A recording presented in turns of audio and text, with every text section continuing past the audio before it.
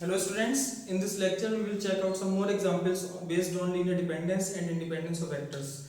So our next example is based on the vector space M2 cross 2R.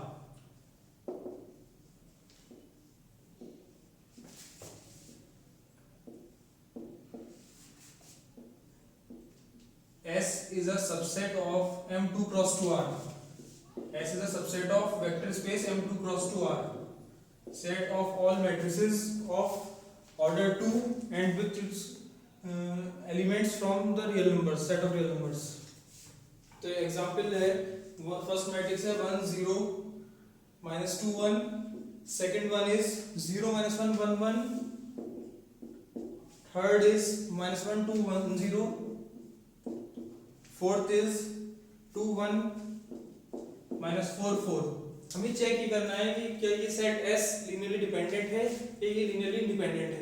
तो ये check करने के लिए चार वेक्टर्स हमें गिवन है। ये फर्स्ट वेक्टर है इस वेक्टर स्पेस का, ये सेकंड वेक्टर है, ये थर्ड वेक्टर है and this is fourth vector. इनको alpha 1 alpha 2 alpha 3 alpha 4 name दे दिया। ठीक है, चार स्केलर्स चाहिए होंगे। स्केलर्स फील्ड आर्ट से मिलेंगे हमें। चार स्केलर्स चूज कर लेंगे such that the linear combination is equated to 0। लेकिन लीनियर कॉम्बिनेशन को 0 से इक्वेट करेंगे। 0 is written as a linear combination of these vectors. 0 जो है इन वेक्टर्स के लीनियर कॉम्बिनेशन के फॉर्म में लिखा जाएगा। ठीक है, अगर वहां पे केवल यूनिक सॉल्यूशन एग्जिस्ट करे, इसका जो यूनिक सॉल्यूशन हो और केवल वो जीरो सॉल्यूशन हो, तो हम कहेंगे जो ये सेट है ये लीनियरली इंडिपेंडेंट है, otherwise it will be linearly dependent. तो उसके लिए लेट कर लेंगे, चार स्केलर चाहिए a1 a2 a3 and a4 belongs to the set of real numbers R। चार स्केलर्स कंसीडर कर लिए।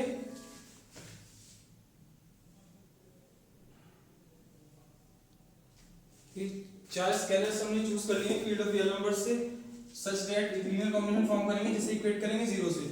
a1 alpha 1 a2 alpha 2 a3 alpha 3 प्लस a4 alpha 4 is equated to 0 0 vector. ठीक है, अब यहाँ पे a1 as it is alpha 1 is the matrix 1 0 minus 2 1। Alpha 1 ये मैट्रिक्स है। ठीक है, a2 जो वेक्टर्स हैं वो यहाँ पे मैट्रिसेस हैं। 0 minus 1 1 1, a3 minus 1 2 1 0 and a4 2 1 minus 4 4 is equals to 0 0 0 0। ऐसे इक्वेट करेंगे तो चार इक्वेशन हमारे पास बन जाएंगे a1 into 1 plus a2 into 0 plus a3 into minus 1 plus a4 into 2 is equals to 0। तो यहाँ पे जीरो वेक्टर जो है वो zero vector M2 cross 2R में, क्योंकि M2 क्रॉस 2R जो है vector space of all matrices है ऑफ ऑर्डर 2 2 by 2 की ऑर्डर 2 by 2 ऑर्डर की जो मैट्रिसेस है उनका कलेक्शन है। तो जीरो वेक्टर भी 2 by 2 की मैट्रिक्स ही होगी। ठीक है, तो जीरो मैट्रिक्स होगी वो। तो इक्वेट करेंगे तो मिल जाएगा a1 plus 0 a2 minus a3 plus 2 a4 is equals to 0। First equation. Second a1 into 0 मतलब 0 a1 minus a2 plus 2 a3 plus a4 is equals to 0। Third is minus 2 a1 plus a2 plus a3 plus minus 4 a4 is equals to 0 and third is a1 plus a2 plus 0 a3 and plus का 4 a4 is equals to 0। कि चार हमारे पास एक system of homogeneous system मिल जाएगा। चार equation मिल जाएंगी, चार variables हैं। ठीक है, इनको सॉल्व करके इसका एक सॉल्यूशन जीरो सॉल्यूशन एग्जिस्ट करेगा ही करेगा। जीरो अगर मैं a1 a2 a3 a4 को चार को जीरो चूज कर लूं तो चार इक्वेशन को सेटिस्फाई करेंगे। It means it has a solution zero. Zero solution इसका एग्जिस्ट करेगा ही करेगा। तो जीरो सॉल्यूशन एग्जिस्ट करेगा। चेक ही करना है कि क्या वो यूनिक सॉल्यूशन हो, केवल वो अकेला ही सॉल्यूशन होगा इस सिस्टम का। तो उसे चेक करने के लिए इसकी एक मैट्रिक्स फॉर्म कर लेंगे, मैट्रिक्स ऑफ कोएफिशिएंट्स। अब प्रॉपर्टी लिख के करिए कि matrix of coefficient is this 1 0 minus 1 2 1 0 minus 1 2 0 minus 1 2 1 0 minus 1 2 1 minus 2 1 1 minus 4 minus 2 1 1 minus 4 1 1 0 4 1 1 0 and 4। ठीक है, तो पहले इन दोनों वैल्यूज को जीरो करेंगे, रोल रिडक्शन से अप्लाई कर देंगे। R3 is replaced by R3 plus 2R1, R4 is replaced by R4 minus R1। we will get a matrix 1 0 minus 1 2 0 minus 1 2 1 minus 2 plus 2 0 1 plus ये 1 ही रहेगा, 1 minus 2 minus 1, and this is minus 4 plus 4 0. Next is 1 minus 1 0, 1 minus 0 1, 0 minus 1 plus 1 हो जाएगा ये, 4 minus 2 2 हो जाएगा. ठीक है, अब अगर हम ऑपरेशन अप्लाई करेंगे इन दोनों के बीच में,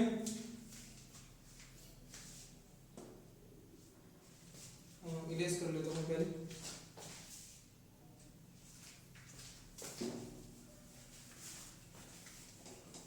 मैट्रिक्स फॉर्म करेंगे, फिर से रो ऑपरेशन अप्लाई करेंगे. अब क्या रो ऑपरेशन अप्लाई करेंगे, हमें इक्विवेलेंट फॉर्म में लाना है इसे. इक्विवेलेंट फॉर्म में रिड्यूस करने के लिए अब यहाँ पे दो जीरो, सारे कॉलम जीरो हो गया है ये. ठीक है, यहाँ पे सेकंड टर्म तो 1 रहना, 1 चाहिए हमें. यहाँ पे ये दोनों एलिमेंट जीरो चाहिए, तो इन दोनों को इसकी हेल्प से रिड्यूस करेंगे. तो इन दोनों एलिमेंट्स को इसकी हेल्प से रिड्यूस करने के लिए मैं ऑपरेशन अप्लाई करूंगा. R2 is replaced by R2 plus R3 is replaced by R3 plus R2, and R4 is replaced by R4 plus R2. R2 में -1 है तो R2 में दोनों रोज को ऐड कर देंगे. तो फर्स्ट रो तो एज इट इज रहेगी 1 0 -1 2. R2 की हेल्प से कर रहे हैं तो R2 में चेंज नहीं होगा. ठीक है, नेक्स्ट इज इन दोनों, इस एलिमेंट को जीरो करना है तो इसको इसमें अगर ऐड करते हैं तो जीरो होगा, तो इन दोनों रोज को ऐड कर दिया. R3 को रिप्लेस करेंगे R3 प्लस R2 से, तो 0 1 minus 1 0, minus 1 plus 2 1, and 0 plus 1 1, and the last में R4 plus R2 हो जाएगा. 0 1 minus 1 0, 1 plus 2 3, and 2 plus 1 3, 1 plus 2 3 and 2 plus 1 3. ठीक, R4 को अगर हम रिप्लेस करें R4 minus 3 R3 से, तो ये मैट्रिक्स बन जाएगी 1 0 minus 1 2 0 minus 1 2 1 0 1 1 1, sorry 0 0 1 1, and this is 0 0 3 minus 3 0 and 3 minus 3 0. It means rank of this matrix, अगर इसे A कह रहे हैं तो इसकी रैंक जो हो जाएगी 3 हो जाएगी, रैंक 3 हो जाएगी, which is less than number of unknowns 4. Number of unknowns 4 है और रैंक कितनी है 3 है. It means the given set of vectors, it means the system, this homogeneous system has infinite number of solutions. क्योंकि rank जो है इसकी number of unknowns से लेस है, it means the homogeneous system has infinite number of solutions. Homogeneous system के infinite number of solutions हैं, तो infinite number of solutions हैं, it means the given set of vectors is linearly dependent. Non zero solution भी होगा, non zero scalars भी exist कर रहे होंगे, a1 a2 a3 a4 की वैल्यू नॉन जीरो भी होगी जो इन इक्वेशंस को सेटिस्फाई करेगी. नॉन जीरो भी होगी, it means the given vectors set of vectors S is linearly dependent. S is linearly dependent. This implies system has infinite number of solutions. System के infinite number of solutions हैं, केवल zero solution नहीं है. तो एक ऐसा solution भी होगा जो नॉन जीरो होगा. नॉन जीरो सॉल्यूशन है, it means S is linearly dependent. Set of vectors is linearly dependent. Now the next example is based on P3R.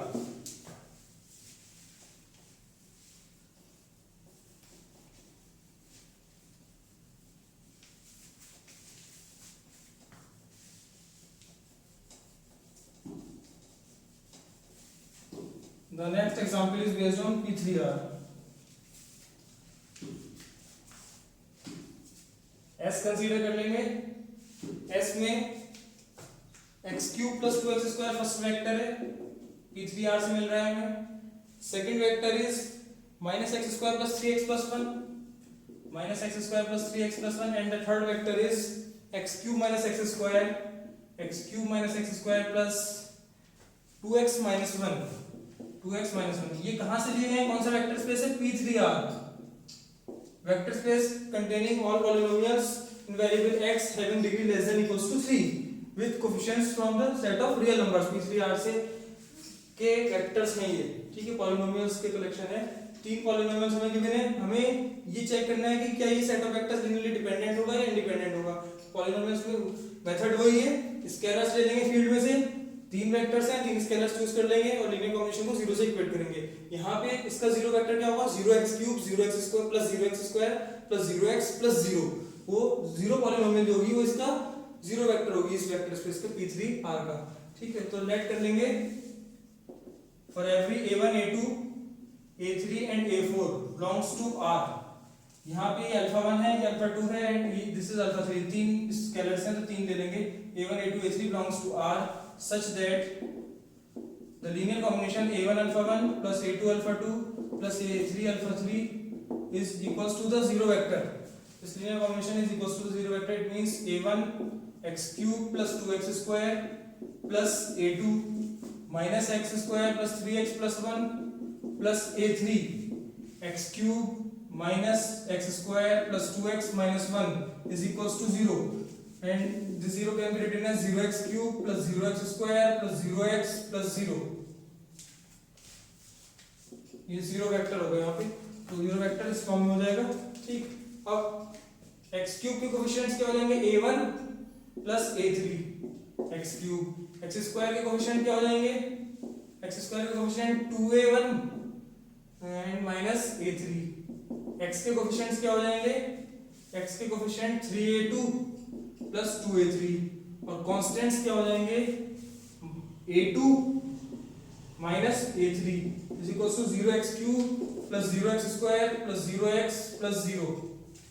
जब इसे 0 से इन सबको इक्वेट करेंगे, equating the coefficients of like powers of x, x के like powers के जो coefficient हैं 0, यहाँ पे a1 plus a3, we will get the following homogeneous system a1 plus a3 equals to 0, second is 2a1 minus a3 equals to 0, third is 3a2 plus 2a3 equals to 0 and fourth is a2 minus a3 is equals to 0।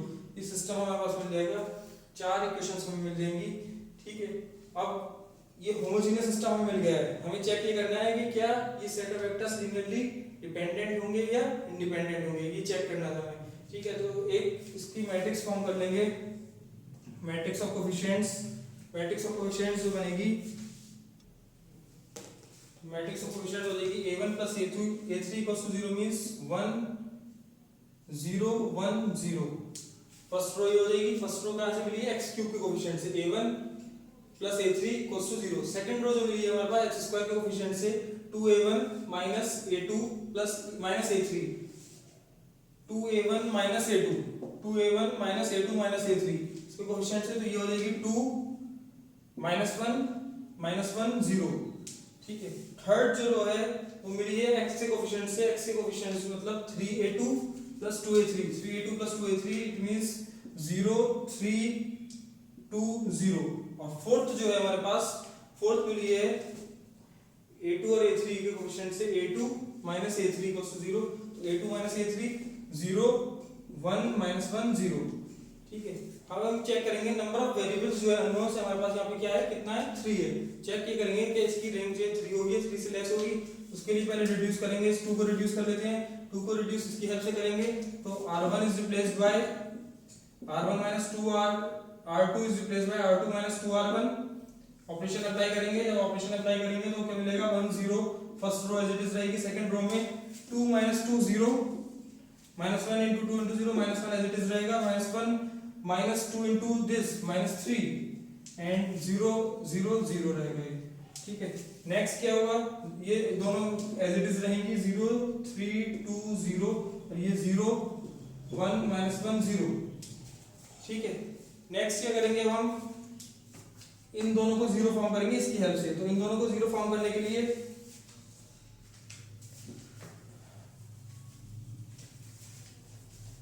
Row operation apply करेंगे। क्या operation apply करेंगे, operation apply करेंगे हम, r3 is replaced by r3 plus 3r2 and r4 is replaced by r4 plus r2। तो r3 को replace करेंगे r3 plus 3r2 से और r4 को रिप्लेस करेंगे, इट मींस फर्स्ट और second rows as it is रहेंगी, 1 0 1 0 0 minus 1 minus 3 and 0। ठीक, 0 3 minus 3 0 हो जाएगा ये, और ये 2 प्लस कर रहे हैं ना, 2 minus 6 minus 4 हो जाएगा ये, और 0 0 ये 0 रहेगा एज इट इज। नेक्स्ट क्या होगा हमारे पास, 0 1 minus 1 0 minus 1 minus 3 ऐड हो रहे हैं, -4 बन जाएगा और ये 0। ठीक है, इस फॉर्म में आ जाएगा। ये दोनों रो सेम है तो r4 को रिप्लेस कर देंगे, r4 minus r3 से और जब रिप्लेस करेंगे तो क्या मिलेगा हमें,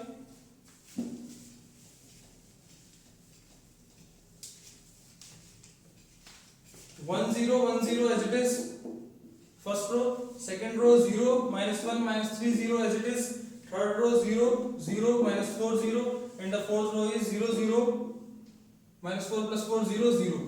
ठीक है, इस फॉर्म में आ जाएगी। अब अगर हम मैं इसे रिड्यूस भी करूंगा, इसे रिड्यूस करने की कोशिश करूंगा, ठीक है, तो यहाँ पे नॉन जीरो आ जाएगा। ठीक है, तो it means number of non zero रोज इसमें कितनी है, 3 है। नंबर ऑफ नॉन जीरो रोज 3 है और नंबर ऑफ अननोन्स भी हमारे पास कितने थे, 3। Number of non zero rows है, मतलब रैंक ऑफ ए कितनी हुई, 3 is equals to number of unknowns के बराबर है। It means we have only the unique solution, zero solution ही केवल यूनिक सॉल्यूशन होगा जो होमोजेनियस सिस्टम हमारे पास बना था। तो जीरो सॉल्यूशन यूनिक सॉल्यूशन होगा। इट मींस हम ये कह सकते हैं कि S इज लीनियरली इंडिपेंडेंट। इस केस में S जो है वो कैसा है, लीनियरली इंडिपेंडेंट है। तो सेट ऑफ गिवन वेक्टर्स जो 3 वेक्टर्स में दिए थे वो लीनियरली इंडिपेंडेंट है। ठीक, इसके बाद कुछ नोट पॉइंट्स हम नोट कर लेंगे जिनसे हम डायरेक्टली कुछ सेट्स को डायरेक्टली बता सकते हैं कि वो इंडिपेंडेंट है या डिपेंडेंट है।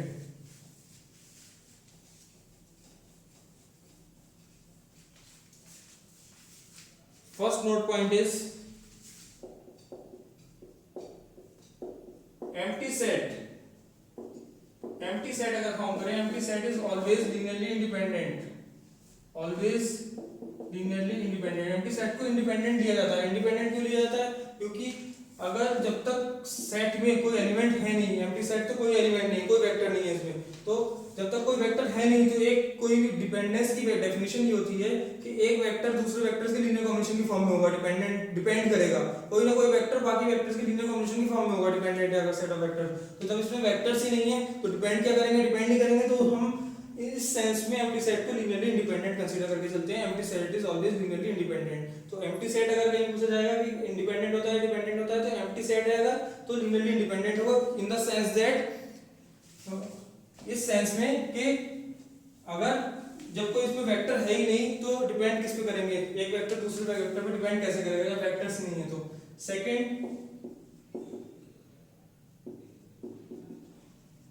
Any singleton set of vector containing the non-zero vector,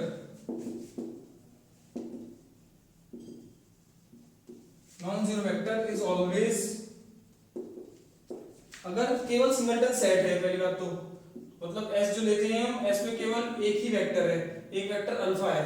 ठीक, और अल्फा कैसा वेक्टर है, नॉन जीरो वेक्टर है। Alpha is non zero vector है अल्फा। तो ये सेट हमेशा कैसा होगा, अब अल्फा नॉन जीरो वेक्टर है, ठीक, इसे चेक करना है कि क्या लीनियरली इंडिपेंडेंट होगा या डिपेंडेंट होगा। तो वो चेक करने के लिए एक वेक्टर है, एक स्केलर मैं ले लूंगा, एक स्केलर मैंने ले लिया a, ठीक है, a की अल्फा से मल्टीप्लाई करिए, इसे इक्वेट कर दिया जीरो वेक्टर से। ठीक, alpha is non zero, alpha कैसा है, नॉन जीरो है, अल्फा नॉन जीरो है और a into alpha zero vector आ रहा है। It means a into alpha zero है, या तो a जीरो होगा या अल्फा जीरो होगा। a जीरो होगा या अल्फा जीरो होगा, alpha non zero, it means the scalar is zero, a को जीरो होना मस्ट है। a जीरो है, it means the set of this set is always linearly independent। तो इस सेंस में ये हमेशा linearly independent होगा, is always linearly independent। any singleton set of vector containing the non-zero vector होना चाहिए।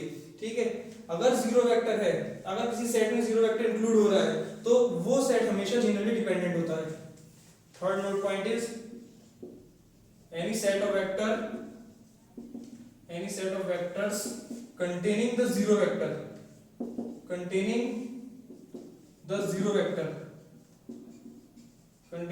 vector is always linearly dependent। किसी set of vector में अगर जीरो वेक्टर है तो वो हमेशा लीनियरली डिपेंडेंट होगा। वो लीनियरली डिपेंडेंट क्यों होगा, मान लीजिए ये सेट ऑफ वेक्टर्स है अल्फा 1 अल्फा 2 अल्फा n, ठीक है, इसमें कोई वेक्टर बीच में आ रहा है जीरो वेक्टर, ये वेक्टर जीरो वेक्टर है। इट मींस इसके करस्पॉन्डिंग जो कोफिशिएंट हम लेते हैं, स्केलर जो हम लेते हैं, ठीक है, लीनियर कॉम्बिनेशन फॉर्म करेंगे, जीरो से इक्वेट करेंगे। ठीक, इसके करस्पॉन्डिंग जो स्केलर हम लेते हैं वो नॉन जीरो पॉसिबल है, तो नॉन जीरो पॉसिबल होगा तब भी ये जीरो बन जाएगा, जीरो वेक्टर के इक्वेट कर सकते हैं, मतलब जीरो वेक्टर के इक्वल हो जाएगा। ठीक है, तो क्योंकि जीरो वेक्टर इसमें इंक्लूड हो रहा है तो इसमें कोफिशिएंट जो है वो नॉन जीरो हो सकता है, कोफिशिएंट नॉन जीरो हो सकता है। तो हम ये कहेंगे कि अगर सेट में जीरो वेक्टर इंक्लूड हो रहा है it means that set of vector is always linearly dependent, वो लीनियरली डिपेंडेंट होगा। ये इसका एक प्रूफ भी होता है बहुत सिंपल सा, इसमें जीरो वेक्टर है तो zero vector corresponding coefficient non zero होगा, नॉन जीरो होगा तो नॉन जीरो को ऑपरेट करके हम ये चेक करेंगे कि ये दिखा देंगे कि जीरो वेक्टर बाकी वेक्टर्स के लीनियर कॉम्बिनेशन की फॉर्म में होता है। Zero vector is the linear combination of other vectors, इन दूसरे वेक्टर्स के लीनियर कॉम्बिनेशन की फॉर्म में होगा। तो ये बाकी वेक्टर्स के लीनियर कॉम्बिनेशन की फॉर्म में होगा, it means the set of vectors is linearly dependent, set of vectors जो है वो डिपेंडेंट है, एक वेक्टर बाकी वेक्टर्स के कॉम्बिनेशन की फॉर्म में, it means the set of vectors is linearly dependent. Next note point is any superset, या ऐसे लिखिए a superset of a linearly dependent set is always linearly dependent।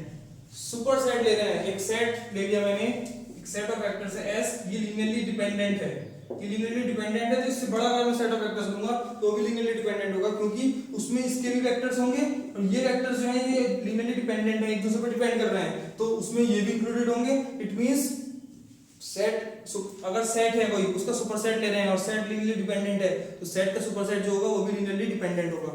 ठीक है, और इंडिपेंडेंस के केस में उल्टा होता है, any subset of linearly independent set is always linearly independent। कोई सा सबसेट ले लें लीनियरली इंडिपेंडेंट सेट का वो हमेशा लीनियरली इंडिपेंडेंट होता है। अगर सेट हमारे पास ये सेट है, ठीक है S, ये अगर लीनियरली इंडिपेंडेंट है, ये लीनियरली इंडिपेंडेंट है मतलब वेक्टर्स जो हैं एक दूसरे के लीनियर कॉम्बिनेशन की फॉर्म में नहीं है, सब एक दूसरे से इंडिपेंडेंट है, सब एक दूसरे से इंडिपेंडेंट है। अगर मान लीजिए इसमें चार वेक्टर्स हैं अल्फा 1 अल्फा 2 अल्फा 3 अल्फा 4, तो अगर मैं अल्फा 2 अल्फा 4 का भी कॉम्बिनेशन फॉर्म करूं, केवल एक सेट सबसेट ले लूं इसका, तो ये भी लीनियरली इंडिपेंडेंट होगा। क्यों होगा? क्योंकि चारों आपस में लीनियरली इंडिपेंडेंट हैं, चारों आपस में लीनियरली इंडिपेंडेंट हैं, इट मींस ये दोनों भी होंगे। अगर तीन का फॉर्म कर लूं वो भी लीनियरली इंडिपेंडेंट होगा। तो कोई भी सबसेट लेने किसी linearly independent set of vectors का वो हमेशा लीनियरली इंडिपेंडेंट ही होता है। तो ये चार पांच नोट पॉइंट्स हैं। Empty set is always linearly independent, any singleton set of vector containing the non zero vector is always linearly independent, any set of vectors containing the zero vector is always linearly dependent. Zero vector है अगर किसी भी set में तो linearly dependent होगा। Linearly dependent का superset linearly dependent होता है, लीनियरली इंडिपेंडेंट का सबसेट लीनियरली इंडिपेंडेंट होता है। Thank you.